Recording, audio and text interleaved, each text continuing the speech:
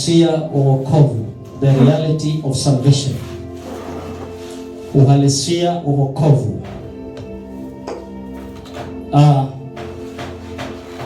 Nieleze kidogo tunaposema wokovu. Wokovu kwa lugha rahisi ni neema iletayo msamaha na ondoleo la dhambi kwa mwanadamu ili apate kuurithi uzima wa milele. Wokovu ni msamaha na ondoleo la dhambi kwa mwanadamu. Ondoleo la dhambi kwa mwanadamu ili apate kuurithi uzima wa milele. Hiyo ndio tafasiri nyepesi ya wokovu. Na kwa lugha rahisi, wokovu ulikuja kwa sababu mwanadamu alikuwa amepoteza hatima ya milele, hatima ya baada ya maisha ya duniani. Alikuwa amepoteza kabisa, na ilitokana na dhambi aliyoitenda katika asili ile ya kwanza. Adamu alipotenda kosa mbele za Mungu, akaondolewa kwenye uwepo wa Mungu, na watu waliozaliwa tukiwemo sisi tukawa tumeenda kinyume na Mungu. Na Mungu alipoona hao watu hawawezi kupotea nikiona, basi alimleta Yesu ili aweze kutusamehe na kutuondolea dhambi na kuturudisha katika mahusiano ya kweli na Mungu. Kisha tukisharudishwa katika mahusiano ya kweli na Mungu, tuweze kuurithi uzima wa milele. Hao wanahangaika na kalamu moja, wataweza kweli? Tafuta namna ya kushahidia watu. Wanahangaika na kalamu moja, sawa, usiandike kalamu moja na maneno haya naongea ni mengi. Yes. Kwa hivyo nimesema wokovu ulikuja kwa sababu hiyo, ili tuweze kurejeshewa mahusiano yetu na Mungu aliyetuumba. Na nitaeleza mambo mengi sana kuhusu uhalisi wa wokovu wenyewe. Kwa hivyo nimezungumzia wokovu kwa sehemu, alafu neno uhalisi au reality ina maana ifuatayo. Uhalisi ni ule udhihirisho wa kweli kuhusu wokovu. Ninaposema uhalisi wa wokovu, namaanisha udhihirisho wa kweli kuhusu nini? Wokovu. Ndio maana ya uhalisi wa wokovu, the reality of salvation. Kwa sababu kuna uwezekano wa kuishi kitu bandia au fake ukifikiri ndio yenyewe, na kuna uwezo wa kuishi kitu bandia na ukajua ni bandia, ila kwa sababu umeamua unaishi bandia. Bandia sio. Na nasema bandia sio original, ni fake. Sasa kuna kitu kinaitwa uhalisi wa maisha ya wokovu. Na tunaishi zamani mbaya sana saa hii. Watu wengi wameenda kumtaka Mungu kwa sababu ya miujiza, ishara na maajabu. Waponywe magonjwa kwa sababu ni wagonjwa, wapate pesa, wapate mali, wasome, wafanikiwe kwenye maisha ya duniani. Lakini wengi hawatafuti kuwa na mahusiano na huyo Mungu mwenye hivyo vitu. Ndio maana nitazungumzia sana uhalisi wa wokovu. Usije ukaipata miujiza ya Mungu lakini usiishi na yeye milele. Amen. Bwana Yesu asifiwe. Na wewe usije hapa kutafuta miujiza tu. Japo miujiza hata mimi natenda kwa jina la Yesu, wewe unaweza ukatenda pia, na Mungu anafanya vitu vya ajabu. Lakini hatukomei kwenye miujiza yake, tunakomea kwenye mahusiano yetu na Mungu. Bwana Yesu asifiwe. Kwa sababu kuna uwezekano wewe kupona magonjwa, lakini jehanamu utaenda tu. kuna uwezekano wewe kufanikiwa kwenye maisha ya duniani na Jehanamu itakuchukua mzima bila kuacha kipande. Kwa hivyo ni lazima tukwambie wokovu na uhalisi wake, kwa sababu hayo ndio maisha yatakayokuingiza katika raha ya milele baada ya maisha haya ya muda mfupi duniani. Bwana Yesu asifiwe. Na hatuishi hapa muda mrefu, unajua hivyo. Tunaishi tu muda, siku hizi imepungua, watu kufika 70 ni kazi. Watu walikuwa wanaishi miaka 900 na Metusela huko, watu wakaenda 120 kakatika, imefika 70 na 70 nayo mtu akifika anaweza kumwambia Mungu nichukue sasa, kwa sababu sio rahisi. Watu wanang'ang'ana kuishi kwa lugha rahisi, tunaondoka duniani na utakaa wapi baada ya kuondoka hapa? Ndicho tunazungumzia sasa, uhalisi wa wokovu. Usipojua hayo unapoteza muda, na nilikwambia hatuna muda wa kuhubiri dini. Mimi binafsi sina muda wa kuhubiri dini au kanisa langu au sijui kitu gani. Hatuko tayari. Tuko tayari kuhubiri Yesu aliyelifia kanisa, aliyenunua watu kwa damu yake.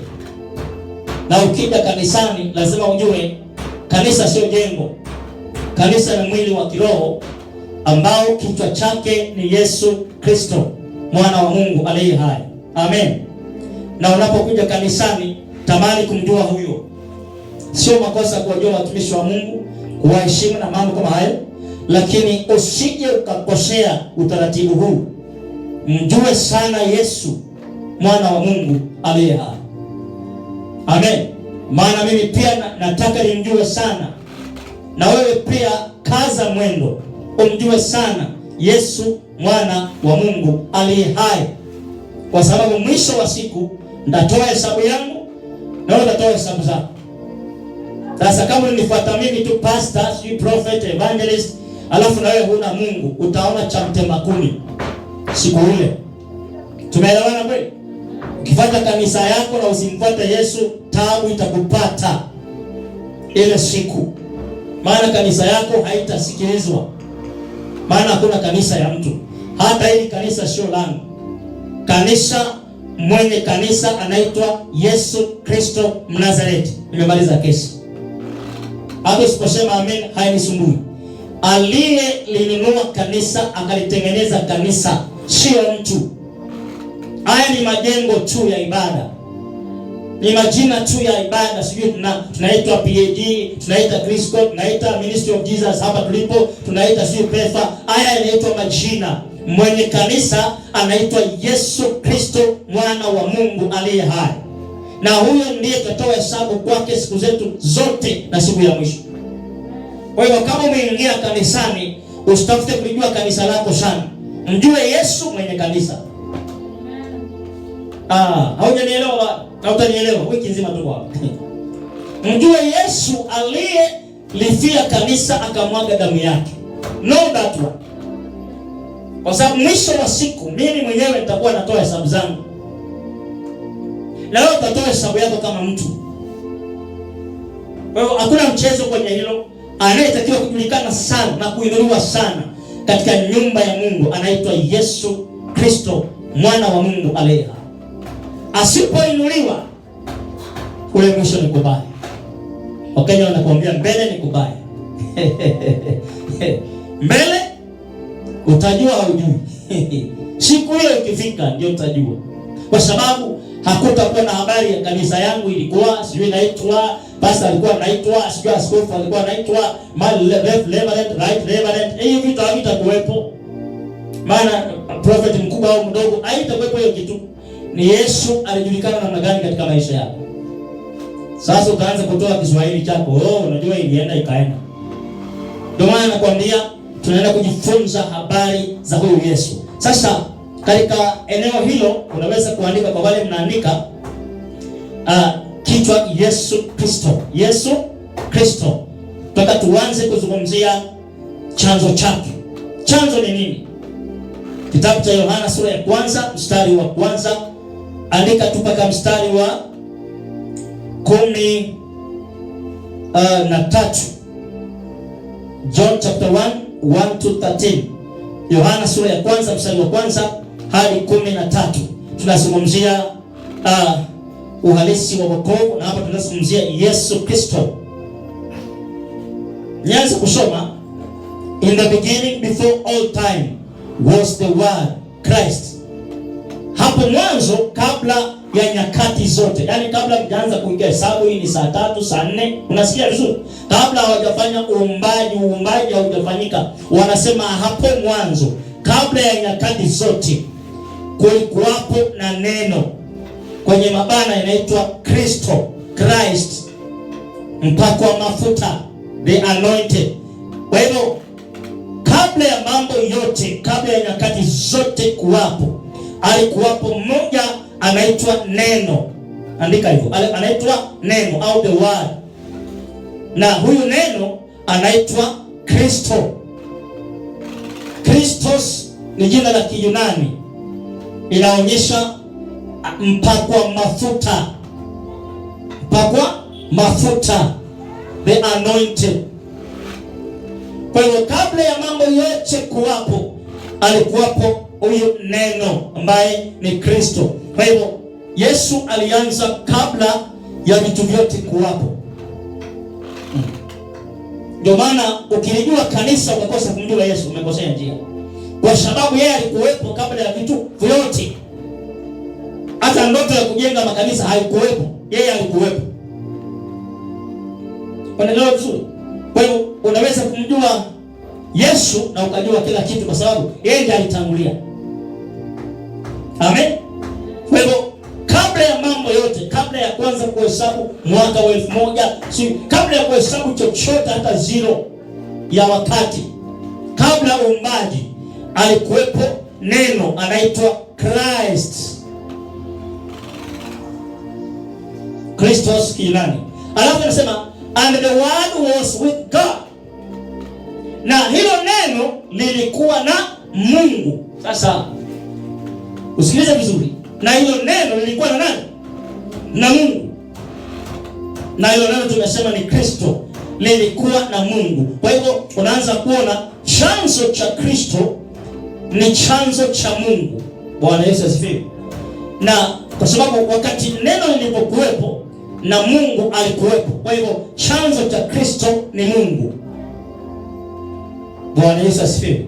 Ndio maana nimekuambia hapa, mambo ya kuomba tu Mungu baba. Unaweza kusema baba yako wa nyumbani, kumbe sio baba wa mbinguni. Hujanielewa hapo. Hata ukicheka usicheke, hiyo haisumbui sana. Nachokuuliza, unaweza baba nisaidie. Unaweza kuwa unaongea baba yako wa nyumbani, kwa sababu sikiji kusema Yesu.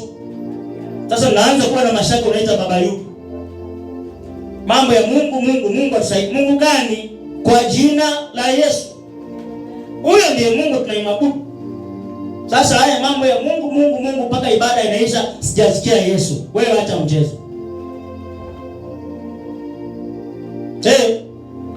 Na unaweza kusema Mungu na kuna watu walienda kwenye majengo wanajua ni ibada, kumbe shetani anaabudiwa. Maana walifichwa kwa kitu Mungu. Ukimtaja Yesu ndio mapepo wanajitoa.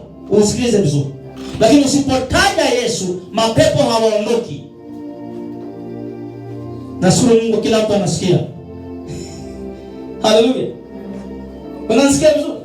Kusema Mungu nisaidie, Mungu wewe. Baba nisaidie. Baba gani? Taja huyu Yesu tujue kama ni baba wa mbinguni sasa. Sasa unaweza kusema baba kumbe ni baba wa nyumbani wako. Lazima useme baba kwa jina la Yesu. Nikikwambia uombe hapa, sio unaanza wewe alafu hakuna Yesu. Nitakushangaa. Wewe unaomba nini? Unaomba nani? Kwa njia ipi? Katika maombi yako, in the name of Jesus. So Jesus. Unajua ukitamka kitu kinaenda ulivyotamka, yani Jesus hakuna. Inaitwa Jesus. Yesu. Kiebrania Yeshua.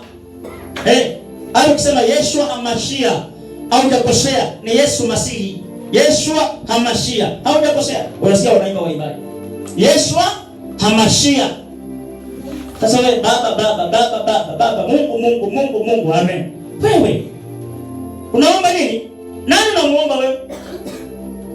Ndio nakwambia kuna watu walienda wakasikia ni Mungu, wakaingia wakaanza kuinama, wakiinuka, wakaanza kufanya kila kitu, wakaambiwa funga mkufe, wakaambiwa fanya nini. Hawakujua mpaka Yesu atajwe kwa ukweli na ielezwe kibiblia na maisha yaonyeshe huyu ndiye Yesu anaabudiwa. La sivyo mtaabudu vitu vingine. Hamjanielewa mpaka hapo. Mtanielewa. Tunataka tumzungumzie Yesu ni nani? Kwa sababu kila mtu, Bwana Yesu asifiwe, Bwana Yesu asifiwe. Yesu ni nani? Kuanzia leo nisikie unaomba alafu hakuna Yesu anataja. Ndakushika nikutikise hivi. Kwani wewe unaomba nini? Naombaje hivi? Nani unamuomba? Geuka anza kuomba hivi, nikufundishe. Sema Baba kwa jina la Yesu, Baba kwa jina la Yesu. Nisaidie. Baba kwa jina la Yesu, Baba kwa jina la Yesu. Ili at least tuelewe unaomba nini. Kwa sababu unaweza kuomba Mungu akatokea, ndio unasikia mtu alitokea mtu amevaa nguo ya blue. Nguo ya blue inavaliwa na Mungu. Wewe. Haya, mjanielewa mpaka hapo? Niliona ndoto. Mtu alimtokea na leso ya blue. Leso ya blue. Mara utaweka mishumaa, mara nini? Alafu watu wanapotea. Kwa sababu hawajui Mungu anatajwa kwa namna gani. Wanasema alipokuwepo neno na Mungu alikuwepo hapo. Kwa hivyo Kristo na Mungu havitenganishwi. Kwa lugha rahisi, Kristo ndiye Mungu, Yesu ndiye Mungu. Hata usipomtaja Mungu kwenye maombi yako, ukasema Yesu, mimi mkitaniambia niombe, utasikia Bwana Yesu na kutukuza. Sasa wewe mtaji Mungu, si ndio mwenyewe? Unataka nimtaje nani mwingine? Na kutukuza Yesu na kubariki. Bwana Yesu, bariki watu hawa. Wewe ni Mungu, wabariki, wainue, amen. Sasa umemwomba, si Yesu nimemtaja, ndio mwenyewe. Yesu alikuwepo. Na anasema wakati huo naye Mungu alikuwepo. The word was there with God. Alikuwa pamoja naye na Mungu. Kwa hiyo Mungu hajitengi. Ni vile tu aliamua kugawanya utendaji wake tumuelewe. Amen. Lakini yeye ni mmoja. Ni kama mimi naitwa Victor Msele Akidiba. Simama huko nje useme Victor, nitakuja Msele Akidiba lakini mimi ni mmoja tu. Haleluya. Au utasikia Akidiba alafu nimenyamaza, nitaanza kutafuta pengine kuna mwingine, nitakwambia basi kuna mwingine nje. Sio kunyamaza, hata nisipoitika nitasema kuna mwingine nje. Kwa sababu haya majina matatu ni yangu, lakini mimi ni watatu. Niangalie vizuri. Mimi ni watatu. Wewe unaelewa? Mimi hapa ni watatu au ni mtu mmoja? Kwa hivyo ndio maana nasema hapo mwanzo, sawa? Hebu niendelee kusoma. Mstari and the word was with God. Na hilo neno lilikuwa na nani? Na Mungu mwenyewe. Hilo neno lilikuwa na Mungu mwenyewe. Ni kama wewe mlivyokaa hapa. Neno huyu Mungu yuko hapa. Sasa utaanza kusema kuna Mungu na neno. Huyu anaitwa Mungu. Ila amegawanya utendaji ili tuweze kumuelewa tu. Lakini ukweli ni Mungu mmoja. Amen. Maana wanakaa pamoja, ni enzi moja, utawala ni mmoja. Kwa hivyo hakuna mgawanyiko katikati yao. Mungu ni yule. Ila aliweka mfumo wa utendaji tuelewe anatenda kazi kwa namna hii. Bwana Yesu asifiwe. Wewe jaribu nikiwa napita huko mahali ujifiche kwenye kitaka. Sema Victor. Sema Msele. Akidiba. Maana ni mimi tu huyu. Ile majina ni matatu. Hata kwenye ID wanaandika mangapi? Matatu. Lakini mtu ni mmoja. Hao wanakuwa watatu. Hao wanasema unaguga ndani yako, halafu unashenge. Wanasema unashenge na guga na nyanya. Hawasemi hivyo. Wewe ni mtu mmoja. Majina yanakuwa yote. Haya. Haleluya. Bwana Yesu asifiwe. Maana utakutana na watu wa dini fulani watakwambia mwenyewe mnaabudu miungu watatu. Sema si mnasemanga hivyo. Baba, Mwana, Roho Mtakatifu na Yesu huyu. Baba, Mwana na Roho Mtakatifu. Nini mnaabudu? Utakutana na watu utakuuliza maswali. Sasa lazima wajibu ni mmoja tu, ila alitaka kutueleza namna kufanya kazi. Lakini yeye ni mmoja. Utawala ni ule ule, utendaji ni ule ule, nguvu ni ile ile. Ni huyo Mungu. Uzima wa milele ni mmoja, hakuna uzima wa mara mbili, ni mmoja tu wa milele. Bwana Yesu asifiwe. Kwa hivyo anasema and he was present originally with God. Na huyo neno alikuwepo asilia tangu mwanzo na Mungu. Inajirudia. Amen. Maana yake ungetaka kumtafuta Yesu wakati huo, umtafute mahali Mungu yupo. Na ukitaka kumtafuta Mungu, mtafute mahali Yesu yupo. Sasa si kitu kimoja, ila amegawanya tu utendaji. Kwa hivyo alikuwepo tangu original. Kwa hivyo Mungu anayeabudiwa ambaye ni original anaitwa Yesu Kristo. Yaani yeye ni mwanzo katika vyanzo na kabla ya mwanzo. Original. So copy inaandikwa hapa original. Halisi, ile ya kwanza. Unajua original maana yake ile certificate ya kwanza, sawa? Haujatoa copy. Kwa hiyo yeye alikuwepo kabla ya copy ambazo zipo sahihi. Alikuwepo, ni original. Kwa hivyo ndio nakwambia kwa jina la nani? La Yesu. Wapo watu wamejaribu kutoa mapepo. Gonga miguu, liswa, piga. Angalia kwenye dirisha, anataka kutokea huko aende. Haya mambo yanafanyika kwa sababu watu walikoseshwa kwenye uelewa wao. Amen. Watakuwa majina mengine tumia haya uombe hivi. Sio kweli. Jina la Yesu. Wanasema mstari wa 3. All things were made and came into existence through him. Vitu vyote vilitengenezwa na vikawepo katika uhalisi kupitia yeye. Kwa hivyo Yesu ndiye aliumba vitu vyote. Yes, kama unaandika that is the truth. Hata wewe usiwahi kusema si ni mwili wangu. Huo mchezo mwachane nao. Mmesikia? Si ni mwili wangu.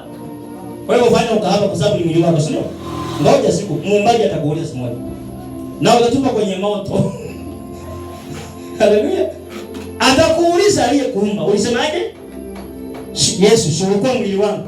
Unasikia kuna watu watamwambia Yesu, "Bwana amseme amen." Au tuachane na hii mama. Amjasikia wakisema? Niache bwana. Si mwili wangu. Wewe, amjai kusikia? Hata wewe ushaisema. Niache bwana, si mwili wangu. Si maisha yangu.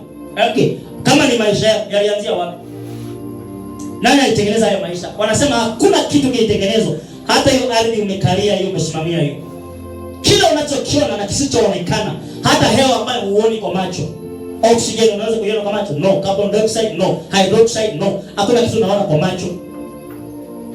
Vyote, sayari, kila kitu ambacho kipo akikujitokeza tu kilikuwa na muumbaji. Na wewe uliumbwa. Kwa hiyo kila kitu kiliumbwa na yeye, kupitia yeye. Yaani hebu njoo hapa na nikuonyeshe kitu. Anaposema everything that was made. Unaona huyu amesimama hapa, sawa? Nataka kutoa tafsiri ya Biblia yangu. Anasema all things that were made and came into existence. All things were made and came into existence through him. Vitu vyote vilitengenezwa kwanza. Unajua unaweza kutengeneza na usilete katika uhalisi. Sawa sawa? Niulize swali. Si unaweza kwenda kufanya mtihani lakini haujaandika kwenye kitabu lakini iko kwenye kichwa. Yeye kwenye kichwa sio halisi. Umeelewa nimesema nini? Mpaka uandike ndio iwe halisi, uandike. Ukishaandika tunasema this is real. Hiyo ilikuwa nini? Imagination. Haya. Kwa hivyo vitu vilitengenezwa kabla havijatokea. Sikiliza. Wanasema made and brought into existence. Ili viweze kuonekana. Wanasema vipitia ndani yake. Yaani huyo Yesu. Yaani kabla unapita unatokea upande huo ndio uonekane kweli umepita hapa. Hakuna mahali, yaani unaweza kujitokeza hivi kaenda huko. Kabla uonekane. Barikiwe. Bwana Yesu asifiwe. Kwa hiyo watu eti niache ni maisha yangu, ni mwili wangu, si akili yangu. Kwa hivyo jichanganye tuna dunia unasema ni akili yangu. Aliyekuumba. Ndio maana kwa mahali nasema Ukiliharibu hekalu la Mungu, huo mwili wako, Mungu atakuharibu. Kwa nini? Bwana mwenye mali atakuuliza siku ya mwisho, mwili wangu ulikuwa unafanyia ukahaba kwa nini? Na ujue wakati wa kutubu umeisha, dunia imekunjwa kunje, imeshatupwa, mnabanana na yeye mlangoni. Hapa nakwambia, kwa sababu nitumia mwili wangu, sio wa kwako. Hamjanielewa mpaka sasa unaniangalia angalia tu. Huu mwili sio wako. Kila unachokiona, hakuna pesa ya mtu, hakuna mali ya mtu, ni mali ya Bwana mkubwa. Ndio maana tunaziacha hapa na hata hatujui nani atatumia tukifa. Au ndio anatagawana hivi vitu. Kwa sababu ukiondoka, umefumba macho, roho haiwezi kuja kupambania hivi vitu. Umeenda, watagawana, wauze, wamalize. Kwa sababu havikuwa vya kwako. Kuna muumbaji na ndiye mmiliki. Na kama ungejua hilo, usipeleke mwili kwenye zina. Kama ungejua hilo, usipeleke mwili kwenye uizi, usiibe. Kama ungejua hilo, funga mdomo, usitukane watu. Yaani wewe ni mali ya mwingine, hata kama unajilindalinda sahi, maana hajakucontrol kwa sababu hujampa ruhusa. Utajiendesha unavyotaka, lakini at the end ataulisha, Bwana wewe, huu mwili si ulikuwa wangu? Hii pesa si ya kwangu. Ndio maana kanisani hatubembelezi mtu amtolee Mungu au afanye kazi ya Mungu kwa pesa. Hii ni mali ya Bwana. Wewe na hivyo vitu ni mali ya Bwana wote. Kwa hivyo ni wewe unaamua unitumie kwa Mungu au mwingine, alafu akubane siku ile ya mwisho. Kwamba mbona ulikuwa unakula na shiba na vimba tu tumbo? Yesu ni Bwana. Lakini nyumba yangu ilikuwa haina chochote, hakuna kitu. Nilisema unaona? Haina chochote, iko tu imekaa hiyo inaenda. Mko tu haleluya, mwambie Bwana asante. Mlikuwa mnafanya nini kanisa? Ninyi na hivyo vitu wote ni mali ya Bwana. Haleluya. Unajua kuna watu waelewi mpaka uambie utalaaniwa ndio afanye kazi ya Mungu. Hivyo atufanye. Hii hapa atufanye hivyo. Kwa sababu wewe na hivyo vitu ni mali ya Bwana mwenyewe. Kwa hivyo sasa inaweza sikuuliza sana. Ila ile mwisho sasa. Haanza wewe Bwana mkubwa wa Njohi sijui nani sijui Melkizedeki kijana kama la Mungu mwenyewe. Ulikuwa kuaje? Mbona kama ulikuwa upande wa Mungu lakini mali iliacha duniani huko? Au kuleta hata kwangu hata shilingi 5. Unamwambia Bwana, unajua nilikuwa busy na maisha, mtoto kusomesha college na nini, unajua nilikuwa busy na kununulia mke wangu viatu sijui, baba yangu Goku naye nikamnunulia suti. Unaeleza mpaka vitu ambavyo havieleweki. Mungu anakuuliza, kesi sio kubwa. Mimi ndio niliumba hizo suti, hizo pesa na wewe. Kwa nini ulitumia kila kitu na ukukubali kuleta kwangu? Mimi niliyeumba. Na mimi sikuwa na vitaka, nilikuwa najaribu nione kama wewe unaweza kuninyima wakati niliumba mimi. Sasa mbona hapo mmezimia kidogo? Umeelewa nimesema nini hapo? Wewe na hivyo vitu ni mali ya Bwana. Sasa huo mwili chezea. Mimi nakwambia ukweli. Tuligundua hizi tukiwa vijana tukokoka. Chezea. Wewe katu moshi, sigara, bangi, ingiza vyote. Ile siku unasimama mbele ya Mungu mwenyeroka kama fimbo. Haelewi mwenyeroka kama fimbo. Anakuuliza, wewe ulikuwa unavuta hiyo vitu naweka kwenye mwili wangu kwa nini? Ukisoma maandiko, ni kuruhusu mahali ufanye. Aliyekufundisha nani? Shetani. Atakwambia, mbona shetani nilimfukuza juu? Wewe ulimfuataje wakati unajua nilimfukuza? Umeshaelewa. Yaani huyo naye alifukuzwa na wewe unamfuata. Yaani huyu afukuzwe kwao na wewe umfuate. Umeelewa nimesema nini? Anatakiwa aende mwenyewe kwanza, ajibu maswali anakoenda. Sijasema kwa namna ile nyingine, najaribu kuulizia habari ya shetani. Sio? Yeye alifukuzwa mbinguni, unamfuataje? Mtu aliyefukuzwa unamfuata? Mbona useme amen? Hamjaelewa. Utaambiwa wewe unatumiaje mwili wangu kuvuta sigara? Hakuna exhaust pipe imetolewa. Mbona hamjasema amen? Yaani hakuna exhaust ya kutoa moshi wa sigara. Inabaki huko inachoma lungs. Hakuna exhaust ya kutoa moshi wa bangi. Hakuna exhaust ya ile harufu mbaya ya pombe. Tunaelewa? Kwa sababu ukiangalia magari yalitengenezwa na exhaust, ndio? Kuna mahali Hii inatokea hapa, hii inatokea hapa. Uwezi kukuta mafuta yanatolea mahali moshi unatoka. Tofauti kabisa. Nataka kuendelea. Anasema kila kitu kilitengenezwa kupitia yeye. And without him, without my Jesus. Bila yeye hakuna kitu ambacho kingetengenezwa na kilitengenezwa na kiwepo katika uhalisi, katika ukweli. Hakuna kitu ambacho kingekuwepo.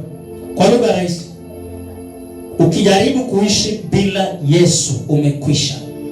Ndio maana dunia imeharibika. Nimefika kwenye mtihani. Niache kwanza mambo ya Jesus, usiniambie. Mmeelewa nimesema nini?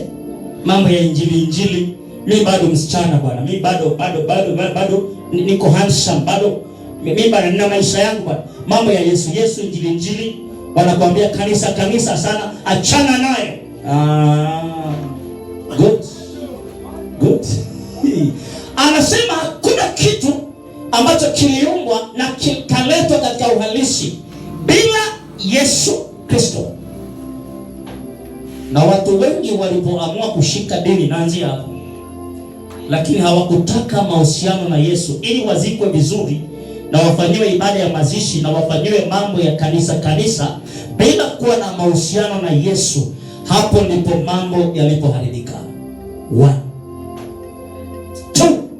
Watu wakasema na wengine, na kanisa hatukanyagi, kanisani hatuendi, piga garagaza. Tuna pesa, tunakula, tunakunywa. Sikiliza, mnakula za nani? Hamjanielewa. Hizo pesa ni nani anatengeneza? Hivyo kula nani anatengeneza? Nani anawapa nguvu kufanya kazi? Alafu mnamwambia hatuna haja na mambo yako na kanisa lako. Ndio maana pesa nyingi, maisha mabaya. Kwa sababu aliyeumba amesema hivi, hakuna kitu kilifanyika isipokuwa kwa yeye. Kwa maana kama sio yeye, msinge kuwepo na vitu visinge kuwepo. Unasikia vizuri? Na ukijaribu kuishi kinyume na yeye, na ndio maana huwezi kusema niko duniani na hakuna kitu ninaabudu. Na wasioenda kanisani mpaka watafute mganga. Wananielewa kweli? Na mchawi. Na msali. Au chochote watafute angalau wajishikilie. Mmenielewa nimesema nini? Hata wale wanaoenda kanisani pia wanaweza kujificha kwa sababu wamemkataa. Sikiliza vizuri na uniangalia hapa, naeleza vizuri. Wanaweza kumkataa Yesu ambaye ni kichwa cha kanisa, ambaye ndio mtawala wa kanisa, wakawa kanisani wamemkataa na mahusiano hawataki, na wakatoka kanisani na wakaenda kwa mganga na mchawi na wakarudi kanisani. Kwa sababu wamekataa kichwa cha kanisa. Kiongozi wa kanisa ni Yesu. Na ndio unasikia kuna wachungaji wanakwenda kwa waganga, usiniulize maswali.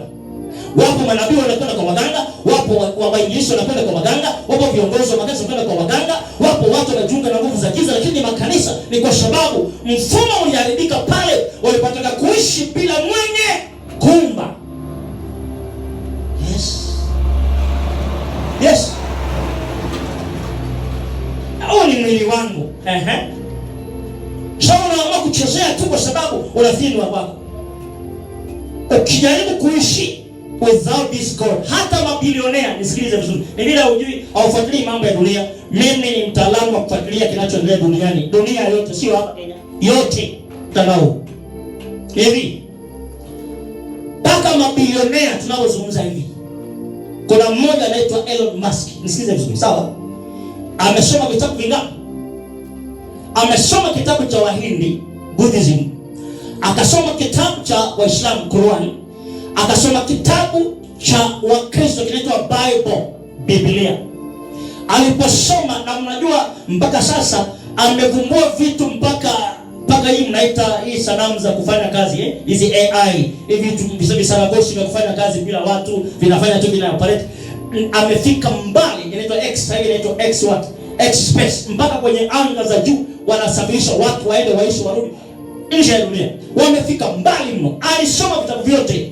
Akaibidi aje kwa wachungaji, wahojiane na wachungaji. Walipomuuliza, unasemaje kuhusu imani? Huyo ni bilionea wa sasa wa dunia. Kwanza sio bilionea, ni trilionea. Nimekosea kusema bilionea, please. Ni trilionea. Wewe una pesa ngapi? Tuachane nayo. Una kama watatu hapo una 1 milioni ya Kenya unasumbua watu. Watu na pesa wewe. Akasema I have read all this. Nimesoma hii kitabu ya Buddhism, nikasoma hii Quran, nikasoma hii Biblia, Bible. Akasema Bible akarudia. Akasema nikagundua penye ukweli na Mungu anayeabudiwa na ndiye halisi ni huyu anayeandikwa kwenye Bible, anaitwa Jesus Christ. Haya. Watu mjaelewa, fuatilia mambo hata kukaa tu kijijini hapo ushago. Fuatilia mambo huko juu. Hata mambo ya ushago wewe. Na sio huyo tu. Wapo wengi hata ushago. Fuatilia. Wengi wanakiri au wapiga mieleka. Sasa hivi wengi wamerudi kwa Yesu. Wote karibia wote. Mnasikia sio nani? Wengine wamekufa wameshamkiri Yesu. Walipigana mieleka, mnawajua wale mieleka. Bam bam bam WWE. Mnajua wamepigana kula, wamegongana, mnafikiri unauana. Baada ya kucheza michezo yote, wanakuja in the church wanasema we have realized hii nguvu tunatumia sio ya kawaida. There is Jesus.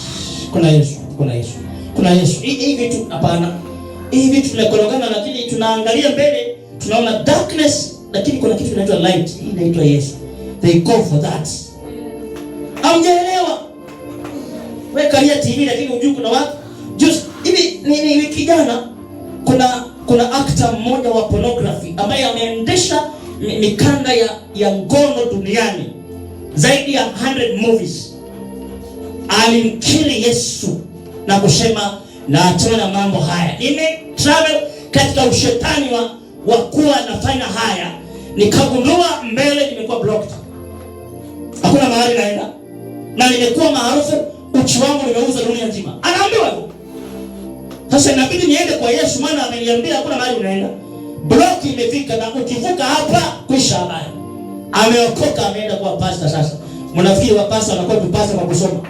Unakufanya na Mungu. Leo umeelewa anasema nini? Haleluya. Watu ina mbali wakagundua ukizunguka bila Mungu utaona. Utapata mali, utapata pesa, enda kwa waganga, fanya kila kitu. Mwisho wa siku kuna mapambano hayawezekani. Kuna namna Mungu anauliza au kujua hata waganga wanaodanganya mimi ndio niwaumba. Ni vile umenikataa, umeamua shetani wamtumikie. Sasa na hao waganga watakuja kwangu watoe mahesabu ya kwenda kwenye moto. Kwa hivyo inabidi awaambie mnaoenda na mnaologa wote mwisho mtakuja kwangu. Na mkikosea kuniamini mimi, moto uko pamoja na mimi. Hakuna mahali pa kuchezea. Mimi najiuliza dunia ina I can do without God. Naweza kukaa tu bila Mungu. Hakuna haja ya mambo ya Yesu, hakuna haja ya mambo ya Mungu. Unajua mimi nimeshaendelea. Umeendelea wapi? Endelea sasa. Kuna mahali utafika. Endelea, go. Utafika mwisho. Aliyeumba hivyo unavyosema kuendelea atakwambia hata maendeleo. I am the owner of technology. Mimi ndio nianzisha sayansi. Nitembea juu ya maji. Wewe umeshatembea juu ya maji ya bakuli. Cha ujinga wewe. Umeshawahi? Umeshaenda kwenye harusi, hakuna soda ukasema nasema maji kwenye mitungi, hata divai utaendeleza soda. Umeshawahi? Unajifanya unajua hakuna kitu unajua. Paka uteme leteni soda fulani kwenye kampuni fulani ya Coca-Cola unanunua. Tengeneza ya kwako. Bila kemikali kwa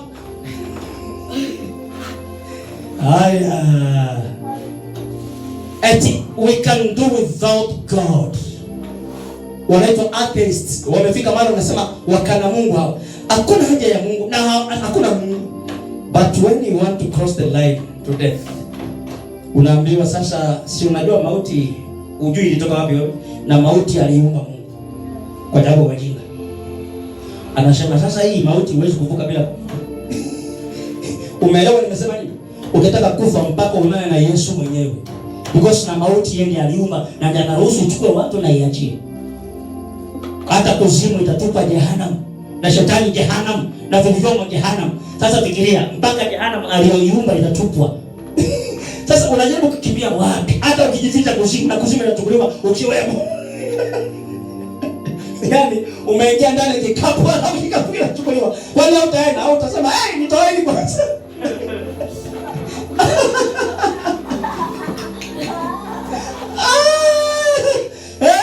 naweza kukaa bila Mungu. Mimi ni mwalimu, mimi sijui ni mwendesha sijui nini, mimi ni bodaboda, mimi hata bodaboda na wewe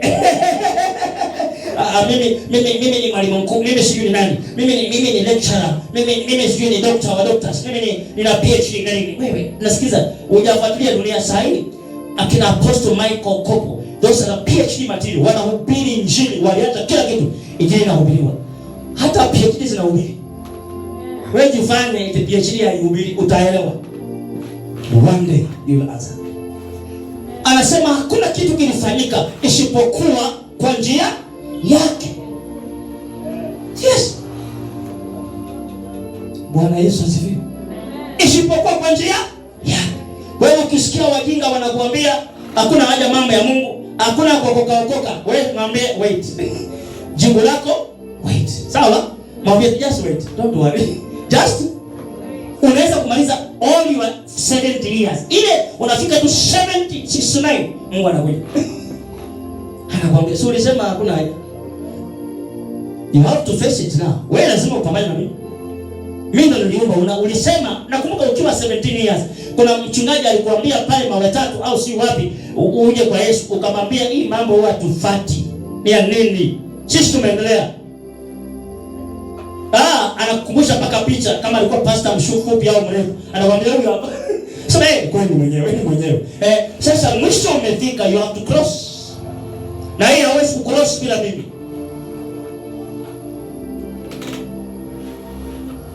Nothing exists without God. Tunaambia matajiri waokoke, waliosoma waokoke, wasiosoma waokoke, masikini waokoke, waganga waokoke, wachawi waokoke, wananyamaza watu waokoke. Everybody, chef, makahaba, kimbia nyaraka. Bwana mshami amen. Unanielewa? Unaoiba kukuza watu, kimbia nyaraka. Wenye kudharau injili, kimbia nyaraka. Wenye kutafuta injili iharibiwe, kimbieni. Tena nyinyi kimbia nyaraka. All those things must come to pass. Hauwezi kusema kwamba eti mimi nitakaa bila Mungu, nje ya Mungu. Sijasema ujiunge na kanisa, please. Unaweza kujiunga na kanisa lakini mwenye kanisa haunaye, mpaka mfanye mahusiano, makubaliano ya mahusiano. Nenda kwake mfanye mahusiano. Sasa anasema hakuna kitu kilifanyika isipokuwa kwa njia yake. Kwa hivyo hata wewe uwepo ni yeye. Haujaje duniani kwa ajali, ungemshangilia Bwana. You are not an accident. Aliruhusu uwepo. La sivyo ungekunyonga tu tumboni. Umeshaelewa sio? Wangekufyatua. Unajua kufyatua? Toa hii. Wangekutoa utupe chooni. Maana kuna watu wanatupa chooni. Toa hiki kiumbe tupa chooni. Wakati unafanya zina wewe mwenyewe. Yes. So Mungu aliruhusu usitolewe. Uishi. Unajua kwa nini unaishi? It's not an accident. Jipe hongera. Just tell yourself congratulations. Kumbe niko hapa kwa kusudi I say. Sikuwa najua hayo mambo. I am here for a reason. Unaelewa kweli? Usema hapa kwetu mimi sipaelewangi. Ndio upaelewi kweli. But sio accident. Uko hapa.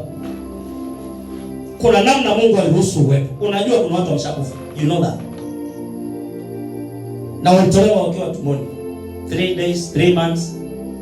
Kuna wengine mpaka 8 months anatoa. Fiatoa hii. Toke yeye. Hawakuruhusiwa kuishi, maana Mungu naye sema tena malizeni tu, ila hukumu ni kwenu. Maana hiyo nafsi iko hai na ni important. Dhambi mbili, uzinzi na kuua, double. Tafadhali na Mungu. Bwana Yesu asifiwe. Amen. Yao unaenda unatubu moja unasema Yesu nimetubu uzinzi. Alafu unasahau hii na kuua. Alafu unafika anasubiri sogea kidogo. Simama kwanza usiende mbinguni. Unakumbuka hii ya kutubu na muda wa kutubu uliishia hapa. So come back here. And you begin to wonder, kumbe na hili ilikuwa dhambi. Kutoa mimba ni dhambi. Ndio maana nakwambia usiende kwenye washarati unatafuta dawa ya kutoa. Mnasikia? Na nyinyi vijana wajinga wa siku hizi, unapatia msichana mimba alafu unamwambia fiatua hiyo. Toa hiyo. Dawa unampa, tafuta daktari na washauri wajinga. Siku hiyo mtakuja wote, dokta, wewe uliyeshauri na wewe mwanamke. Na katoto katakuwa mbinguni maana hatakuwa na hatia. Kanaambiwa sare kwa Bwana. Unaambia unaona kale kapo mbinguni, maana hatakuwa na shida. Kama hajazaliwa clean anarudi hapo. Haujaelewa mpaka leo. Anarudi alikotokea. Ila wewe na dokta na washauri jehanamu kama mkutubu kabla ya muda. Mmesikia vijana? Mzigo wa kwako kifanya mchezo. Somesha kabisa. Silete ujinga. Yes. Tunazungumza hivi, dunia imejaa uchafu mwingi. Tunaishi bila nani? Mungu. People want to exist kwa sababu unajua Facebook, unajua Twitter, sijui unajua TikTok, sijui unajua internet, sijui kwa sababu una simu, sijui una bakuli pia, sijui una kitu gani, sijui una GSM, sijui una nini. So you want to exist. Unataka tu kujiishia unavyotaka. No, nothing like God. Wewe ni huru, wewe ni mtu huru. Wewe ni mtu huru na vitu vyako ni huru. Kila kitu cha kwako ni huru. Hauna haja na Mungu. Listen to me today. Na sikushauri jiunge na kanisa. Na kushauri uende ukubaliane na bwana mkubwa wa nyumba anaitwa Yesu Kristo, mwana wa Mungu aliye hai. Na kushauri uende ukubaliane na Yesu uokoke. Lugha rahisi. Wangapi mnasema niendelee au tuache injili? Sasa inaweza kuwa ni ngumu, wakasema sasa hii nani atasikiliza? Generation ambayo inaweza kuja hata kanisani. Wanakuangalia unapohubiri wanasema wao wamesoma sana. They look at you as pastor, wewe umepotea muda. Unapoteza muda wako tu. Kuna mmoja amesema hapa eti huyu anapoteza kanisa muda tu kukua kwenye hiyo kanisa. Wewe nimempa muda mfupi sana. You can't say that. Please, utalipuka. Kuna Mungu mwenye kanisa. Hii kanisa hilo sio la kwangu. There is a God for this church. Yaani tuko exist kwa sababu nina pesa, nina mali, nimesoma, nimepata kazi, niko kushiriki mimi kwenye kampuni ya dawa. So paka madoctors wengine walikuwepo wa aina hiyo. Sasa anatibu watu, anajitibu sana, alafu mwisho wake anakuwa na pressure ya kushuka. Niliona mmoja Tanzania. Yaani akaamka ofisini na dawa zipo na ameanguka chini, pressure ya kushuka. Unakumbuka? Na ninapigiwa simu. Mtumishi wa Mungu, kuna daktari ameanguka. Nikamwambia daktari, hakuweza kujitibu. Okay, sawa, 1 2. Ana shida gani? Ile pressure ya kushuka, amesha kumka chini na mpaka saa hiyo umeamsha hamki kwa muda mrefu. Nikawaambia hakuna shida, ataamka. Neno la kwanza afanye nini? Ungesema amen. Nikamwambia ataamka, neno la kwanza ataamka. Mwingine tukaanza kujadili. Yuko wapi? Haya, chukua simu. Wani yuko naye? Yuko province nyingine, mimi ndio nimekupa taarifa. Nikamwambia no problem. Mungu hana umbali na ufupi na urefu. Mungu ni omnipresent. Anapatikana kila mahali. Yaani saa hii Mungu yuko hapa, yuko Mapela, yuko dunia yote amekaa hivi. Yaani unanielewa kweli? Nikamwambia hakuna shida, let's pray. Nikamwambia anaitwa nani? Kantajia jina. Nikamwambia maneno machache. Nikamwambia hapo unapiga, nilikuwa kanisani, nilikuwa napiga niko madhabahu, naomba. Nikamwambia shika simu niombe. Baba, kwa jina la Yesu, usimruhusu mtumishi wako nikataja jina. Muamshe arudi katika uzima. Alafu nikasema amen kwa jina la Yesu. Nikamwambia kata simu, utanipigia taarifa. Hakuchukua dakika 10 amepiga simu. Mtumishi wa Mungu anacheka, anafurahi. Kwa sababu alikuwa ni ndugu yake wa damu tumbo moja. Huyu anamfahamu. Alikuwa ni mwalimu mkuu. So ndugu yake daktari ameanguka. Pressure ya kushuka. Hakuna mahali utakuwepo useme hakuna Mungu anatakiwa. Soma sana, lakini ukitoroka Mungu mambo ni magumu. Nisikilize. Akaniambia ameamka, amepewa chakula na dawa amepewa, yuko salama. Nikamwambia huyo anaitwa Yesu Kristo Mnazareti. Imefika mahali ambapo kuna watu wamekuwa jeuri kwa sababu ya pesa, mali, utajiri, kusoma, technology. Wanakuambia nini? Hawana haja na Mungu. Wanasikia. Wanafungua tu kibanda cha kuuza nyanya, sukuma, sijui nini, sukari, sijui vitu gani, alafu unatukana na Mungu. Please, sasa ungechukua dunia nzima ikawa ya kwako, si ungesema wewe ndio umeumba? Mbona mnielewa nimesema nini? Kama ungekuwa wewe ndio umeumba, ungekuwa umechukua dunia nzima, si ungepata shida? Paka kusoma tu degree kamoja kana kusumbua. Unaona hakuna haja ya Yesu, hakuna haja ya watumishi wa Mungu, hakuna haja ya kanisa la Mungu, hakuna haja. Mimi maisha ni yangu. One day you will see this. Ndio maana hapa natumia muda kuingiza Mungu ndani ya ufahamu wenu. Unajua nafanya nini? Najiingiza Mungu kwa kufundisha. Kuna kitu nakula. Na ukitaka kujua majaribu yaje unapambana nayo, ndio unajua kwamba kuna kitu umekula. Umekula mzizi wa Yesu. Umeshiba. So mambo yakiharibika tu unaona una shida. Kwa nini ni shida? Kuna kitu umekula. Haujasema amen, haujasema amen. Maana hujaelewa vizuri. Na unajua kwa nini nafundisha sana? Unaweza tungekuja hata tuanze kucheza Yesu ni wangu, wewe sima wa milele. Serebuka, na twende. Unaonaje? Paka jioni. Ni sawa pia, lakini serebuka inasaidia nini? Paka jioni tunaserebuka, shuka, banda. Kimasai Kijaluo. Unaona sasa?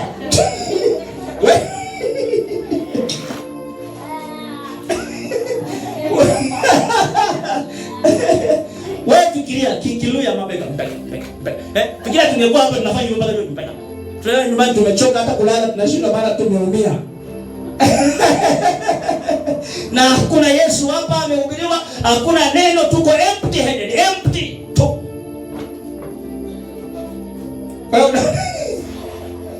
Bwana Yesu asifiwe. That's why unaona ninafundisha sana kuhusu Yesu. Na haya maneno ni roho, unakula unashiba.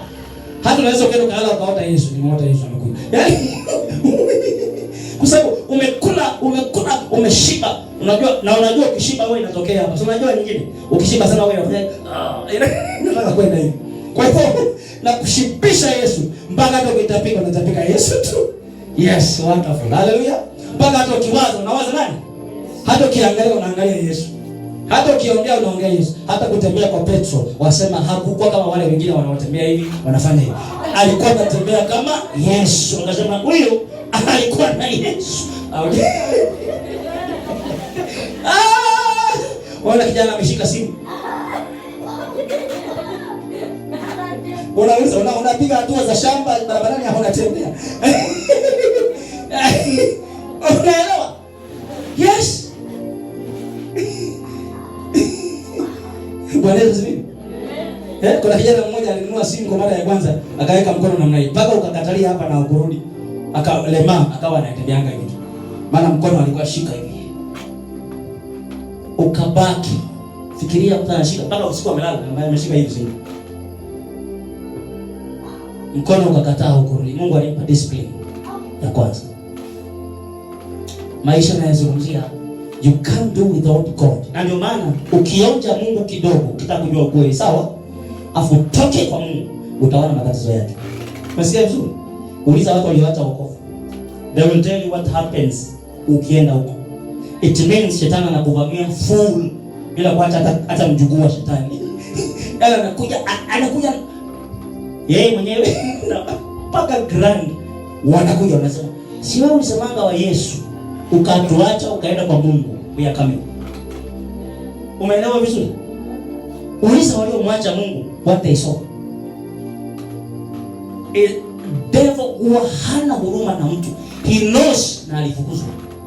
Haya mambo tunazungumzia uzuri huu, aliwacha wote bila hata kipande. Akaambiwa go away. Umekataa kuniabudu mimi. Unataka uabudiwe. Kama unaweza akarushwa. Akashuka kuzimu na wale malaika walioasi. So mtu akitoka kwa Mungu aende upande ile. Gongwa na gongwa, yaani unakujua fupa. Ndio maana mtu akitoka kwenye imani, kama tunajua alikuwa ameanguka, tunaomba haraka arudi. Tunaomba machozi, watu tunafunga fasting. Hey, Bwana, tunakusaidia arudi. Akili tunashangilia. Why? We know. Na ndio ile existing without God, shetani anapata nafasi ya kutawala maisha yako. Kwa hivyo mtu yeyote ambaye anakana habari ya Mungu, anapinga habari ya Mungu, kwa lugha rahisi, akishakana na kufunga mlango, anaingia ufalme wa giza. Na ufalme wa giza unaanza kumtumia. Na usicheze naye, anaweza kukujeruhi. Kwa sababu anakuwa yuko chini ya ufalme wa nini? Ndio maana wanaweza kupanga kisa juu ya kanisa na wakafanikiwa. Kama mtaangalia. Wanaweza kupanga kisa juu ya watakatifu na wakapiga watu, kwa sababu kuna ile utawala wa giza unachukua nafasi kwa maneno yenu kwamba hatumtaki Mungu. Nani amenielewa vizuri? Bwana Yesu asifiwe. I don't want Jesus. Alafu sasa anaanza kazi. Hii familia hatutaki mambo ya Mungu. Alafu shetani anasema okay, kama mtaki mambo ya Mungu, Hasemi mnikaribisha, anaingia automatic kwa sababu Mungu amekataliwa. Yes, danger ya kumkataa Mungu. Na tunapokuja kuokoka huwa tunatubu mpaka dhambi za babu zetu, sio ndio? Walikuwa hawaabudu Mungu, walimkataa Mungu, walimtukana Mungu, walimdhihaki kwa sababu hatujui walipomkataa shetani alitawala kiasi gani. Ndio utasikia kuna watu hawezi kuishi kwa amani hata siku moja. Because the devil took over na yeye hana amani. Umeelewa vizuri? Watu wanakufa kwenye pombe mpaka wa vijana wa secondary. Kwa sababu the devil took over the family. Na utagundua wale wazee wa zamani, they rejected God. Walisema tutaishi na waganga na wachawi na wasali na nini, na habari ya Mungu hapa hakuna. And when they did that, shetani akachukua nafasi. Kwa hiyo Yesu anasema hivi, Biblia inasema kwamba all things were made and without him was not even one thing made that has come into being. Sasa ukimkataa Mungu umepata shida. Na ndio maana ulimwengu uko ulivyo. Jenzi walio wengi wanaangalia nguvu za mwili, sawa? Na mitandao, technology, alafu wanafikiri ndio maisha. From that, angalia wanachoma nchi. Loss of God. Mimi siwezi kuchoma nchi, mimi nimeokoka. Umeelewa vizuri? How do you burn a nation? Hivi ukitaka hii mawe tatu iendelee, uchome maduka ndio iendelee mawe tatu. Au ujenge. Si ujenge hapa unachoma nini? Kama ni kuendelea jenga, sio kuchoma. You can see how people, ukishakuwa hauna Mungu, you can use your body for prostitution. Tayari mwili wako kwa hiyo kaaba, kwa sababu Mungu hayupo. Kwa sababu akiwepo ana control ufahamu wako. Anakuambia hiyo sio kazi yangu. You can't use this body for that. Huu ni ufalme wangu. Tumia mwili kwa ajili yangu. Sifu, ibada, funga, omba, ombea wagonjwa. Hiyo ndio kazi yangu. Hizi zingine za shetani atakataza. Ndio maana familia zimevurugwa, watu walikataa. Vijana, my God. Hadi nikifika hapo nauliza, when will people decide? Wataamua lini kwa sababu Mungu amemkatalia? Sikiliza vizuri. Angalia dunia inavyoenda. Kila mahali pachafu, mtandao, nyumba zimechafu, kila kitu kinaharibika. Watu hawana haja na Mungu, and you see the life they are living. Wakitembea unagundua amani hawana. Mapepo yametawala fahamu zao na matendo yao na maisha yao. Why? Walijaribu kuishi nje ya Mungu aliyeumba kila kitu. It is impossible, please. Nisikilize vizuri, kama hujanielewa utamwambia Yesu akueleze upya, kwa sababu wewe unielewa. Ukishasema no to God, Jesus Christ, you have finished yourself. Kuendelea utaendelea because nguvu hawezi kukunyima, but the answer will come at the end. Bwana Yesu asifiwe. Naenda kumaliza tena nyumbani. Ni mwanzo wa semina tu. Na wewe umekuja hapa. Don't try to live without Jesus. Don't try it. Kwenye masomo yako peleka Yesu. Yeye ndiye msomi kuliko wote. Yeye ndiye alisema usimwache elimu aende zake. Si ndiye amesema? Go. Peleka Mungu shuleni. Na kama ukusoma, that is the right thing to do. Mkaribishe Mungu ambaye anasaidia watu na wakusoma. Yupo. Nisikilize vizuri. Amen. Kama kwenu mambo hayaeleweki, mwenye kufanya ieleweke anaitwa Yesu. Because yeye aliumba huo mji. The way you are seeing it, yeye aliumba. Otherwise angemaliza wote leo. God yes. Amen. Na wakati mwingine tunaishi kwa rehema za Mungu. Anasema tuache niwaache waishi kidogo ili wanikumbuke waombe msamaha waokoke. You see, sometimes unaweza mtu anaishi 100 na anavuta sigara mpaka 100. Unafikiri kwa nini? God has just allowed this person to live. Lakini alihitaji mtu huyo aweze kugeuka kwa sababu hakuna coexist, hakuna kuishi, hakuna kutekeleza jambo jema pasipo huyo Mungu. Yes.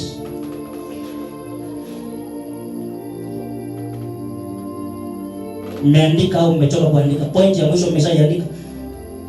There is no life without Jesus. Hiyo ndio point ya mwisho. Sawa? In him was life. Ndani yake Yesu kulikuwa na uzima, and the life was the light of men. Tutaanzia kesho Yesu ni nuru. Sawa? Kesho tunazungumzia nuru. Yesu ni nuru. Today nimefanya introduction, chanzo cha Yesu. Kwa hivyo hakuna uzima pasipo Yesu. Sawa? In him was life. And the life was the light of men. Na huo uzima ndio nuru ya wanadamu. Tazungumzia kesho light, nuru. Yesu ni nuru. Bwana Yesu asifiwe. Unakuta tu msichana ni mrembo, eti urembo unafanya katae Mungu. Urembo ni kitu gani? Ushaona warembo wewe? Nilikwambia hapa mnataka kuta warembo. Usiseme amen, useme hiyo sijui. Hakuna warembo hapa eti beautiful. Beautiful what? Hakuna handsome, hakuna kitu. Twende tu maabudu Mungu wako. Misuse your life kwa sababu unasema eti men wanaume wanasema I'm beautiful. So wao ndio wanasema you are beautiful.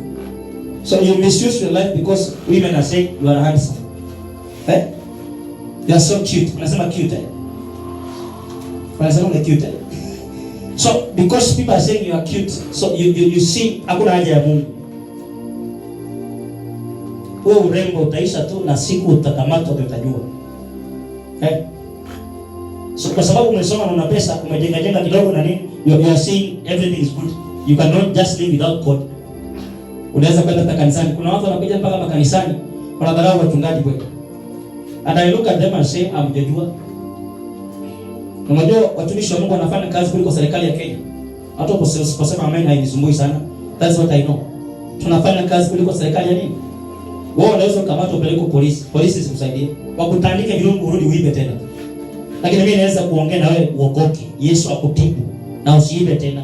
Sasa nani mkubwa hapo? Yes. So unakuta wengine wanakwenda huko makanisani, wanaanza kuchezea wachungaji kwa sababu wana vipesa, wanalipa tithe, wanalipa sijui nini.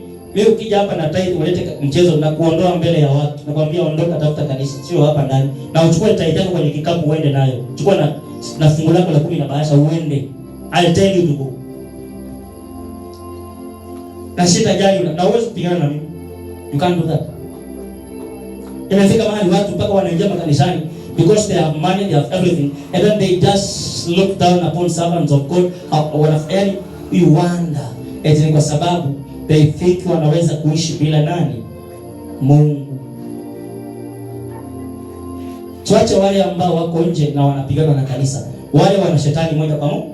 No problem. Hakuna shida na watu kwa sababu wanagiza tayari. So they are doing the work of their father. Wanafanya kazi ya baba yao. Hakuna shida na watu. Lakini wale wanaweza kuingia ndani ya kanisa, lakini pia wasiheshimu kanisa, washiheshimu Mungu huyo tena. Hiyo ni kesi kubwa kwa sababu hata nikija kwenu I must be under huyo anayesimamia. Sawa? Na ukija kwangu utakuwa chini yangu ambaye ninasimamia mji huo. Ni kwa nini? Mimi ndio mkubwa. Sasa kanisa lina mkubwa anaitwa Yesu. Watu wakija lazima wakae kwake, wakubali. Wakileta fujo huko ndani tunaweza kuambia waende au Yesu awatoe mwenyewe. Maana kuna siku aliingia hekaluni akatandika watu fimbo bila maoni. Fimbo wakaenda nje. Mkosa aliona watu wanauza. Fanya biashara kwenye kanisa lako. Toa watu mbio. Hakusema kwa jina la Yesu. Ngumi au wakaenda. Njiwa zikatoroka, mbuzi wakakimbia. Walikuwa wanauza. Yaani Yerusalemu ilikuwa imechukuliwa mahali pa biashara. Akafukuza watu mchana mbio. Na wanasema kulikuwa na wagonjwa wanangoja kuombewa, wakachukuliwa wakaombewa wagonjwa. Can you imagine? Yaani watu wakishatoroka na biashara yao, wagonjwa wakaja, wakaombewa wakapona wote. Unaweza ukaona kanisa badala ya kuombea wagonjwa linafanya biashara na vita vinaanza huko ndani. Mapigano ya viongozi, mapigano ya kina mama, mapigano ya vijana, mapigano na mbuzi nazo zinayo. Wanakimbizana huko. Huyu anaiba kwaya nichukue, huyu anafanya nini? Yaani wao kwenye mambo yao. Mara huyu pastor amechukua msichana wa kwaya. Yaani vitu vya ajabu. Na hii yote inaendeshwa ndani ya kanisa kwa sababu kuna kuacha kusudi la Mungu na biashara ikaingia. Ndio maana nafundisha mjue Yesu. Hiyo vitu hafanyi, hiyo vitu wanafanya watu. Yeye sio mkurugenzi, sio mhandisi wa hiyo vitu. Kuna shetani anafanya hiyo kazi, sio Mungu wake. Amen. Na tujilinde. Tujue nyumba ya Mungu ni mahali Mungu anaabudiwa. Na Yesu lazima atumikiwe kwa ukweli na katika utakatifu. Nisikilize na maliza. Be careful. Never exist without God. Amen. Na unajua Mungu ana replacement ya watu pia. Unanielewa? If you think you are so beautiful, unaweza kuwa replaced. I'm telling you the truth. Wewe angalia warembo wote wanajiita warembo. By time hawatakuwepo. Shape imepotea, kila kitu imepotea, they are sick. Hapo unaanza kuuliza. Number 3. What happened? Bwana amefanya kazi yake. Disqualify. Na replace. There is replacement, please. Hata mimi nikitaka na hii huduma, wapo watu wanaweza kumtumikia Mungu. Anaweza kunitoa a replace mtu hapa. Ndio maana niko serious kukuambia habari ya Yesu, because I don't want to be replaced. Please, sasa niishi muda mrefu. Na nifanye kazi ya Mungu. So sitaki mimi hata wewe Johnny, mimi sitaki replacement, sitaki hata uni replace. Mimi nataka niishi kidogo angalau at least. Mambo ya replacement sitaki. Na kama unataka replacement nenda ukue replaced. Wapo watu wengi. Usicheze. Ati mimi niko tu hakuna mwingine sio nini alafu unatukana replacement inaanza kufanyika. Na anaangalia ukiwa na kitu ngumu anafanya replacement na utubu. Toa weka mwingine. Si Sauli alitolewa, Daudi akaweka. Si mmesoma hiyo darasani? Saul and David. Who replaced Saul? King David. Sio? Inaitwa replacement au replacement. Sio anointing, hiyo ni replace. Toa huyo, weka huyo. Hata kwenye familia, ukishamjua Mungu, usifanye mchezo na wokovu. Unaweza ukaacha wokovu wewe, angel akasimama. Usinielewe mbaya, I'm just saying the truth. Because kwenye familia ukiokoka, kuna kitu Mungu ameweka kisaidia watu. Hata kama watakusukuma nje hivi, you will still help them, because kile kitu hakuna mtu anawapa watu, ni Mungu. So na wewe ukicheza wokovu ukasema I'm done, naenda duniani, no problem. God will go in the family again. Atatafuta msichana mdogo ambaye amezaliwa. Atasema natia alama, huyu atakuja kuwa mtumishi wangu. Na siku moja ataokoka kwenye Adamu. Kwa hivyo hii mambo ya kupanga kuacha wokovu, never plan that. Because kwa nini wewe umeokoka? Kuna kazi ya kufanya. Na ukikataa kuifanya na usiifanye, replacement inakuja. Mungu atachukua mtu mwingine. Hapo ndio tunafika, tunanyenyekea, we humble. Hata sisi tunanyenyekea. We don't si kama tunajua sana, we humble. Because ukiinuka tu kiburi kuisha habari.